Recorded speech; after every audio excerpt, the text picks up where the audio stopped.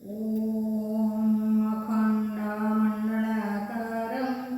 व्याप्तं येन चराचरं तत्पदं दर्शितं येन तस्मै श्रीगुरवे नमः। ओम गुरु गोविंदाय नमः। आज अति बड़ी जगन्नाथ दास श्रीमद्भागवत आत्मघाती क्या कहती यही शीर्षक जहाँ कही से संबंध में मुझे जत्किंचित कहवाक जाऊँगी। अति बड़ी जगन्नाथ दास श्रीमद्भागवत कहले गुरु को नाम निबनर गुरु ही साक्षात ईश्वर मोहि बसई गुरुदेहे मोतम गुरु भिन्न नोहे सुलभ नाग रूपी घाटे बंधना भव सिंधु तटे सेनाबे गुरु कर्णधार मोहि अनुकूल समीर एमंत नाभ थाउ कूड़े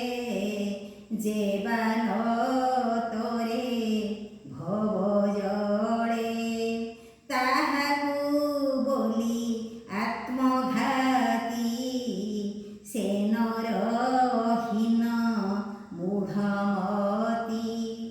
अर्थात जगन्नाथ दास कहते ये संसार हूँ गोटे समुद्र।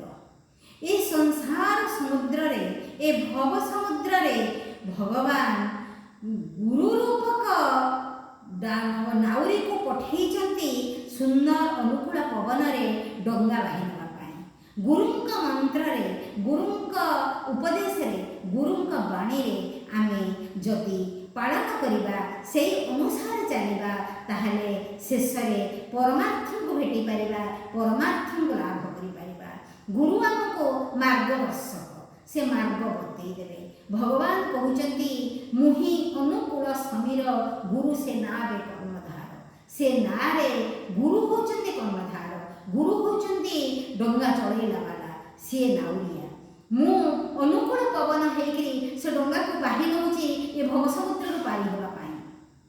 जदि एते सुंदर ना थाई एते सुंदर पवन थाई एते सुंदर कर्णधार माने नाउरिया थाई जो व्यक्ति जो अधम तरी पारे नहीं ए भव समुद्र को पारी गई परमार्थिक चिंता पाई पारे नहीं परमार्थिक सहित मिसी पारे नहीं से होची हीन मूढ़मती से ही आत्मघाती कहीं आत्मा को से मुक्ति दे पारला नहीं परमात्मा सहित मिसई पारला नहीं परमात्मा संगे भेट कर पारला नहीं। तेणु जगन्नाथ दास कहते गुरु गुरु करी गुरुंकर उपदेश को मानी गुरुंकर आज्ञा को पालन करी से पट दे गले भगवान नहीं संगे मिसई देवे ये आत्मा परमात्मा सहित मिसीज आम जन्म मृत्यु चक्र उद्धार पाई परमार्थिक मुक्ति परमधाम सन्धान पाइबा।